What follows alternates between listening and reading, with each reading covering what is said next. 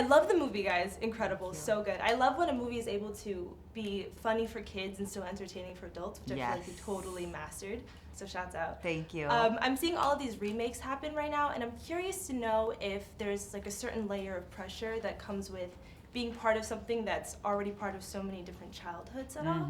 I think there is, honestly. Yeah. You can't let it get to you, but there definitely is. You want to cherish it and you want to do it justice. You don't want to make anyone, it's people, we're seeing it now with this is the year of live action adaptions, and we're seeing it now, but yeah, there's definitely a responsibility. I think what makes this one unique, though, compared to all the remakes that are almost exactly the same, is this one takes place 10 years later. So Dora is now facing a new challenge, not just the jungle, but being a teenager in the modern world, where she grew up in the jungle and now she's being sent to high school. She's like, why? I don't want this, but...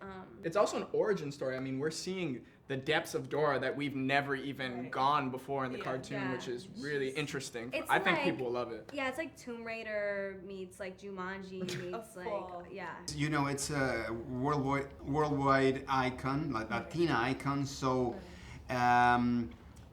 touching a property like this, you have to be really careful. But thank God, I think we did a great job. Nailed it. Nailed it. Yeah, no, I can totally. Yeah. I think when I read the script, because I too thought like, Dora, what's that story?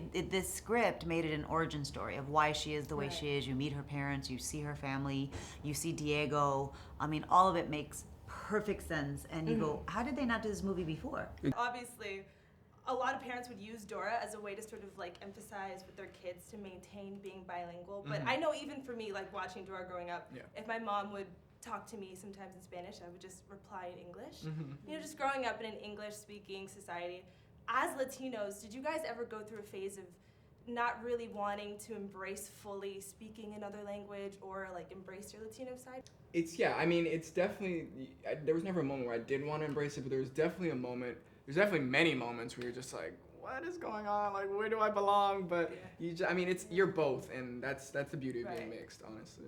There is a beauty and there's like there's cons to it, because I grew up like speaking Spanish, so Spanish is my first language, but when I started going to school, it was harder for me to learn things. And then it was also, I feel like I wish my mom sent me to like a Spanish school, but she did eventually. It's like a whole long history in my life. Yeah. So basically, I got made fun of for speaking in an accent.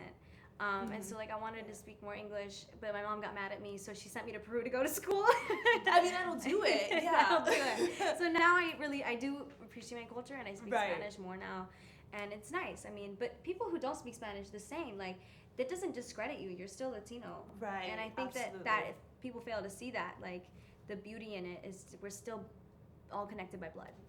Do you guys plan on, as parents, plan on using Dora or any other tactics to maintain your child being bilingual and confident in their Spanish? I mean, you're Spanish-only household, right? Yeah, in my house, we only speak Spanish because of her. Because we know that at school she's gonna pick it up really quick, so we keep talking to her in Spanish. Yeah, my house is like 75% Spanish. My husband's only speaking Spanish to Santi, and I speak Spanish and English to Santi. So, but it'll be mostly a Spanish household. Now, there's a strong emphasis on Incan culture in this movie.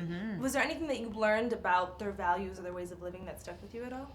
Nothing that I didn't know. I'm really versed in pre-Columbian cultures. Of course.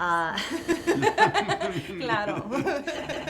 No, I did study. Really? I did study. How ignorant. I did study Incan culture. So, no, but what surprised me was how well Isabela spoke the native language. Learned a Quechua. whole, insane. Like, I'm really fluent in Quechua too. Of course. Yeah. Fluent. But no, Not everyone. It's a beautiful culture to explore, and it's an untapped story area. I think the Aztec culture, the Incan culture, all of the indigenous cultures of Latin America are unexplored and untapped stories. Definitely.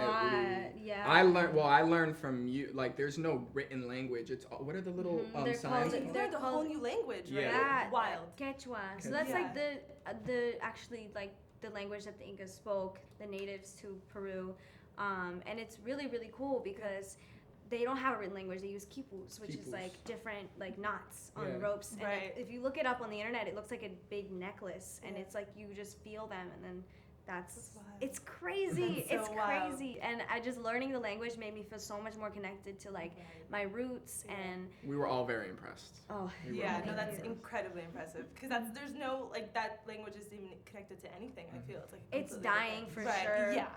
And there are other languages actually that are native to Peru, but that one specifically is so beautiful. It's really cool and so detailed. Like we even though I did the lines and really studied each articulation, they had me redo it like some words because they don't want to disrespect anybody. Right. Yeah. Well, that's all I have. I had a million questions, but it's fine. Okay. Thank you guys so much. The movie is incredible. Part 2. We'll do I know, right? On YouTube. And thank you for this movie. It's so good. Honestly, I'm so excited to see you again tonight. It's really good, really fun, and don't miss it. It's for everyone in the family. It's not just for kids. It's for adults. Bring your teenagers. Bring everyone to the movie. Everybody. Abuela, everybody. Abuela. Todo. You can come with everyone.